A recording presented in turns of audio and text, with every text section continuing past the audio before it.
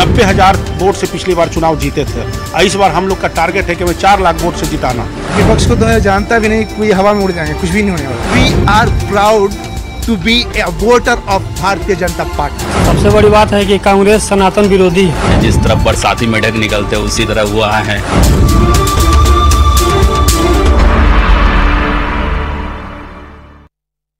पूरे देश की तरह बिहार में भी लोकतंत्र का महापर्व लगातार जारी है और पटना साहिब लोकसभा क्षेत्र में भी 7वें चरण में चुनाव है। पटना साहिब लोकसभा क्षेत्र से रविशंकर प्रसाद भाजपा प्रत्याशी हैं, तो दूसरी तरफ कांग्रेस से अभिजीत अंशुल।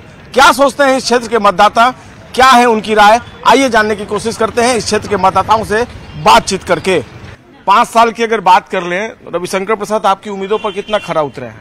हमारे उम्मीदी पर कम से कम लगभग 95%, क्योंकि उनके जिस समय हमारे वार्ड नंबर 47 में महामारी फैला पानी जल जमाव के कारण, उस समय हम लोग को बहुत ही ज़्यादा सहयोग किए हैं। अच्छा। खाना के साथ पानी और इलाज भी। उसके बाद कोरोना के समय में भी टीकाकरण का जो भी अभियान चला, उसमें मुख्य भूमिका रविशंकर प्रसाद कर रहा है, क्योंकि किसको किस तरह और किस समय कोरोना का टीका पड़ेगा वो उसका डिसीजन वही लेते थे। उन्हीं के तरह हम लोग मोबाइल पर मैसेज आता था और हम लोग के घर आंगन कस्बे में जाकर कोरोना का टीका पड़ता था। अभी देखिए कि अभी आने वाले समय में बहुत जगह ऐसे भी होता था कि निकलने का जगह नहीं मिलता था हम लोग को। कूड़े के अंबार लगा हुआ रहता था, मेडिकल की फैसिलिटी नहीं थी। दूसरी बात ये है कि अभी मेट्रो का जो चालू हुआ, शिलान्यास हुआ पटना में, लाने का उन्हीं का श्रेय है। और महात्मा गांधी सेतु पुल जो बना पुराना टूटकर नया बनाने का श्रेय भी उन्हीं को है। चलिए, आप उपलब्धियों की पूरी फहरिस्त लेकर बैठे हो, लेकिन 5% आप काट लिए, 95 ही दिए। 5% क्यों? 5% तो इसलिए कि अगर 100% उनको देंगे तो फिर 5% के लिए छोड़ना पड़ेगा किसी को, कि उनको भी तो लाना है। क्या नाम है? 5%। सागर कुमार मेहता। सागर मेहता जी, कुछ और लोग हम उनसे ही बात कर लेते हैं। आपको क्या लगता है, रविशंकर प्रसाद काम किया? बाकी इस क्षेत्र में घूमे आप लोग? काम किया, बहुत अच्छा काम किया। कैसे कर रहे हैं, क्या किया आपके क्षेत्र में? जब भी आदमी यहाँ पहुँचता है कोई समस्या के लिए तो तुरंत एक्टिव होते हैं। अच्छा, सांसद आपके ऐसे हैं? हाँ। लेकिन मीरा कुमार के पुत्र अभिजीत अंशुल भी इस लोकसभा क्षेत्र से खड़े हुए हैं। कोई नाम भी नहीं जानता सर, चेहरा तो अलग बात है, नाम भी नहीं जानता। लेकिन मौका दीजिएगा तभी ना नाम जानेगा लोग। मौका देने के लिए वैसा काम करेंगे तब ना सर। रविशंकर प्रसाद से आपके परिवार को क्या फायदा पहुंचा? मेरा आयुष्मान कार्ड है और किसान सम्मान निधि, उसके बाद उज्ज्वला गैस योजना और वैक्सीन वाला जो काम किए वो। कुछ और लोग हैं, उनसे हम बात कर लेते हैं। आप बताइए। देखिए, रविशंकर प्रसाद जी माननीय सांसद महोदय का इस क्षेत्र में भी बहुत योगदान है और पूरे पटना के साथ साथ पूरे भारतवर्ष में उनका योगदान है। सबसे पहले तो मैं बधाई उनको दूंगा कि वो रामलला के वकील थे और आज 500 वर्षों बाद अगर भव्य राम मंदिर अयोध्या में बना है तो उनमें उनका भी योगदान है। धारा 370 जब हटा था उस समय वो मंत्री थे, उनके कलम से भी धारा 370 हटा था। जब 2019 में हमारे क्षेत्र में जल जमाव हुआ था, बाढ़ हुआ था, तो मैं यहाँ का पार्षद होने के नाते मैंने उनको फ़ोन किया था। उन्होंने तुरंत इस पर एक्शन लिया, सारे पदाधिकारी को एक्शन लिया और जहाँ जहाँ प्रॉब्लम था वो प्रॉब्लम दूर करते हुए 2019 के बाद आने वाले समय 2020 हो, 21 हो, 22 हो, बारिश हुआ लेकिन जल जमाव नहीं हुआ। कोरोना काल भी हमें याद है, जब कोरोना काल हुआ था तो मैंने उनको फ़ोन किया था। उन्होंने भोजन का व्यवस्था, राशन का व्यवस्था उनके द्वारा हुआ था। न जाने कितना योगदान उनका है। अभी गांधी सेतु पर नया पुल बना, मेट्रो का निर्माण चल रहा है यहाँ। अभी एक हार्डिंग पार्क निर्माण तो प्रोजेक्ट सरकार की है, केंद्र सरकार की है, इसमें सांसद को क्या आप योगदान दे रहे हैं? सरकार के ये अंग है, कोई भी सांसद भारत सरकार के अंग होते हैं। अगर उनके संसदीय क्षेत्र में कुछ काम हो रहा है तो उनका भी योगदान निश्चित रूप से रहता है। अभी हार्डिंग पार्क में नया स्टेशन बनने वाला है, एयरपोर्ट बनने वाला है। पटना नहीं रहा, पटना अब बड़े शहरों में गिनती आने लगा। तो पटना साहिब के सांसद के द्वारा काम किया गया। कुछ कमी है, कमी हम ऐसा नहीं कह देंगे पूरा 100% है, कुछ कमी है। क्या कमी आपको कमी मेरा यही है कि वो बहुत लोगों से मिल नहीं पाते हैं, ये कमी है। उनको अपने संसदीय क्षेत्र में आते तो जरूर है, लेकिन जितना वोट से अब 2 लाख लगभग 90,000 वोट से पिछली बार चुनाव जीते थे। इस बार हम लोग का टारगेट है कि हमें 4 लाख वोट से जिताना। लेकिन उनको पटना की जनता के बीच रहना चाहिए। पटना की जनता उनको इतना प्यार करते हैं, पटना की जनता के बीच रहना चाहिए रविशंकर प्रसाद जी को। ये कमी खलती है आप लोगों को, आपके बीच नहीं रहते हैं? देखिए, ऐसा नहीं है कि अगर उनके पास हम लोग गए किसी भी काम को लेकर तो हम लोग काम हुआ नहीं, चूंकि वो कैबिनेट स्तर के भी मंत्री रहे और उनको उनकी जिम्मेदारी पूरे भारत की जिम्मेदारी उन पर है। अब तो नहीं है। हाँ ठीक है, अभी नहीं, लेकिन देखिए 2019 में जब हम लोग यहाँ बाढ़ में डूबे, उसके बाद जब कोरोना आया तो हम लोग याद करते हैं उस समय उनका सहयोग और किस तरह हम लोग के साथ वो खड़े थे। हमारे ये माननीय वार्ड पार्षद श्री सतीश कांग्रेस प्रत्याशी कितनी टक्कर देंगे उनको? विपक्ष को तो मैं जानता भी नहीं, कोई हवा में उड़ जाएंगे, कुछ भी नहीं होने वाला है। क्योंकि यहाँ लोकसभा में जो हमारे सांसद यहाँ से हैं रविशंकर प्रसाद, उनकी अपनी एक छवि तो है ही, लेकिन सबसे ज्यादा गरिमामय उपस्थिति अगर किसी की है पूरे भारत में तो हमारे वो मोदी जी हैं, माननीय मोदी जी। तो कहीं से टक्कर दे ही नहीं पाई कांग्रेस। तो प्रधानमंत्री के तौर पर नरेंद्र मोदी की जो उपलब्धियां रही हैं उसका फायदा लगता मिलेगा रविशंकर जी को?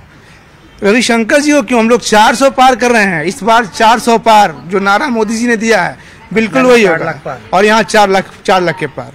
4 लाख के पार क्या मतलब? वोट 4 लाख। नाम क्या? मेरा नाम पंकज है और मैं बता दूं आपको कि we are proud to be a voter of Bharatiya Janata party. उनको तो गौरवान्वित महसूस कर रहे हैं कि भारतीय जनता पार्टी के वोटर हैं, तो कांग्रेस के क्यों नहीं यहाँ पर चल पाएगी?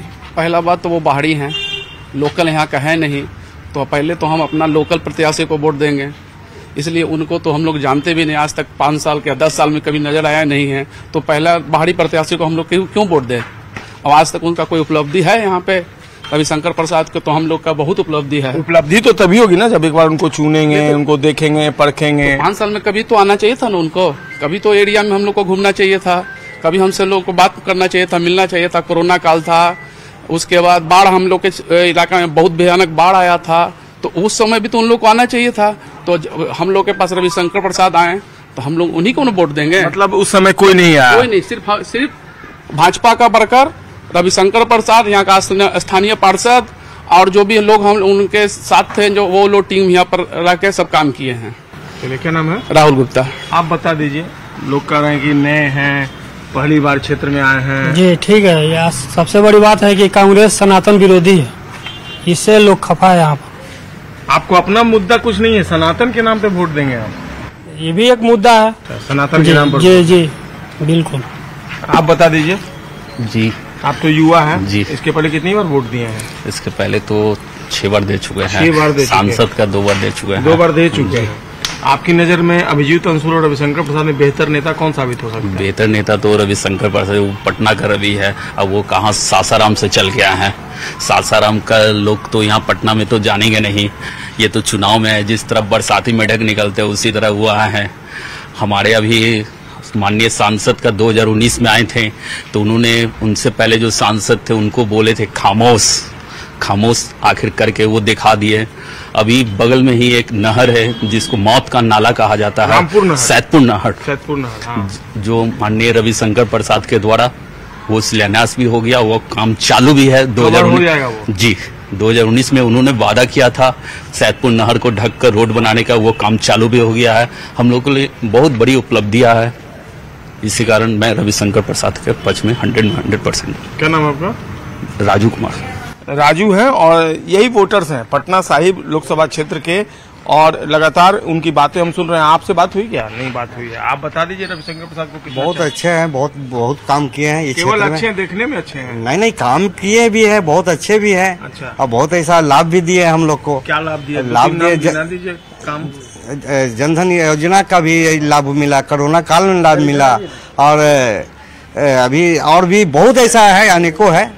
फ्री में जो अनाज मिलता था इस क्षेत्र के लोगों को मिला है? पूरा भरपूर मिल रहा है अनाज। अच्छा, कोई कमी नहीं है उसमें। लेकिन सवाल यही है कि यहाँ कांग्रेस ने भी अपना प्रत्याशी दिया है, महागठबंधन ने भी दिया है, और वो युवा नेता है। हम तो उनको चिंते भी नहीं है, आज तक हम देखे ही ना, हम लोग के पास एरिया में आए हैं।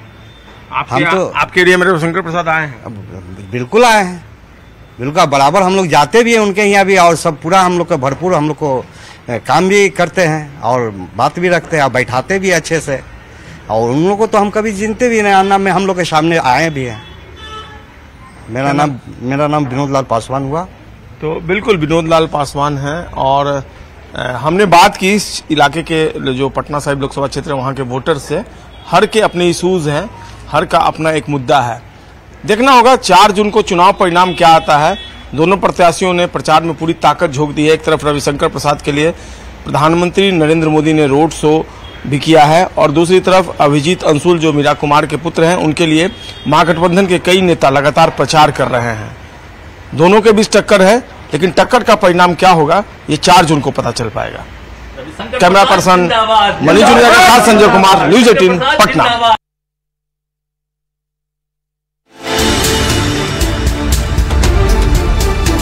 90,000 वोट से पिछली बार चुनाव जीते थे। इस बार हम लोग का टारगेट है कि हमें 4 लाख वोट से जिताना। विपक्ष को तो जानता भी नहीं, कोई हवा में उड़ जाएंगे, कुछ भी नहीं होने वाला। We are proud to be a voter of भारतीय जनता पार्टी। सबसे बड़ी बात है कि कांग्रेस सनातन विरोधी है। जिस तरफ बरसाती मेढक निकलते उसी तरह हुआ है।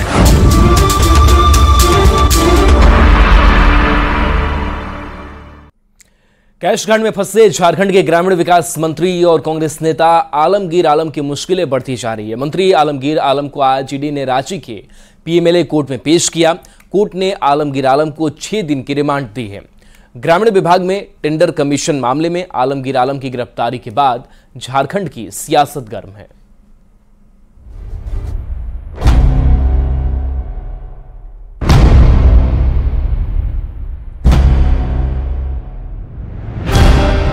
कांग्रेस नेता और झारखंड के मंत्री आलमगीर गिरफ्तार। 2 दिन 16 घंटे हुई पूछताछ, अब गिरफ्तारी। ईडी की रेड में मिले थे 37 करोड़ रुपए कैश।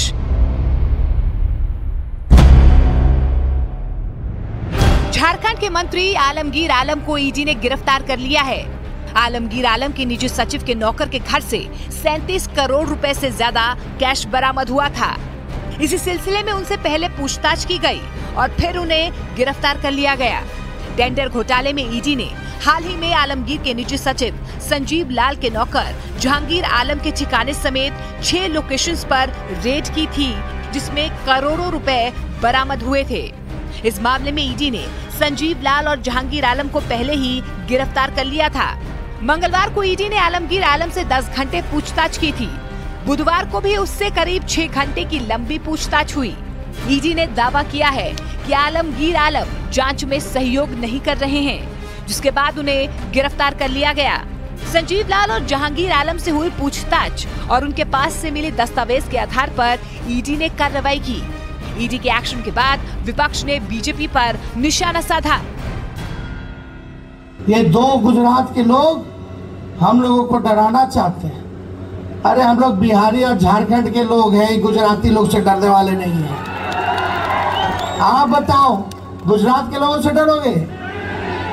अरे ये लोग कितना भी डराए, हम लोग डरेंगे नहीं, बल्कि इनको सत्ता से बेदखल करके ही बैठने का काम करेंगे। प्रधानमंत्री जी भाषण देते हैं, उसके बाद गिरफ्तार किया जाता है,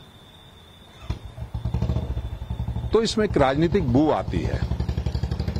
वो इसलिए मैं कह रहा हूं कि जब कोई व्यक्ति ईमानदारी से आपके सामने पेश हो रहा है और वो भागने वाला व्यक्ति नहीं है, एक जिम्मेदार पद पर बैठा व्यक्ति है और मंत्री हैं, तो निश्चित रूप से कानून को भी उनका सम्मान करना चाहिए था।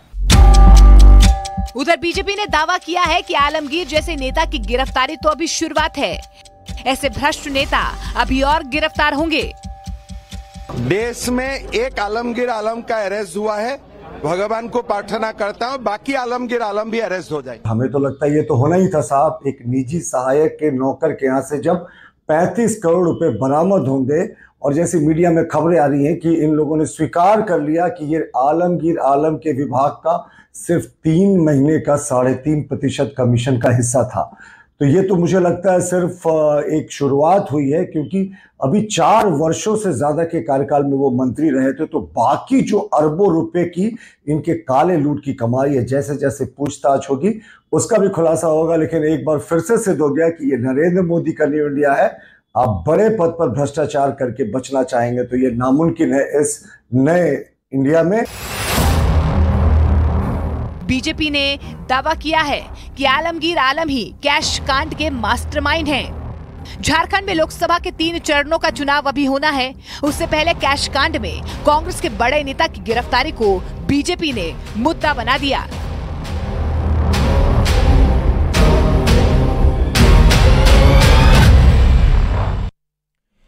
कटिहार रेल मंडल के कटिहार तेज नारायणपुर से मनिहारी होकर जाने वाली पैसेंजर ट्रेन का किराया अब आधा हो चुका है। किराया कम होने से यात्रियों को काफी राहत मिली है और यात्रियों ने सरकार का आभार जताया है। बता दें कि कटिहार तेज नारायणपुर का इलाका कई सुदूर गांव से जुड़े होने के साथ साथ गंगा नदी के तट से झारखंड से भी जुड़ा हुआ है। ऐसे में रेलवे की इस सौगात से यात्रियों ने रेल प्रशासन और सरकार का आभार जताया। 30 रुपया था सर। अच्छा, अब 10 रुपया कर दिया गया। कल से 10 रुपया के टिकट का रेट हो गया। आम जनता खुश हो गए, इससे अति सुंदर की बात हुआ। जो हम लोग 30 रुपया परेशानी सोच रहे थे, अब वहाँ की फायदे की बात हो गई। और चलिए ब्रेक का वक्त हो चला है, जल्द वापस आते हैं।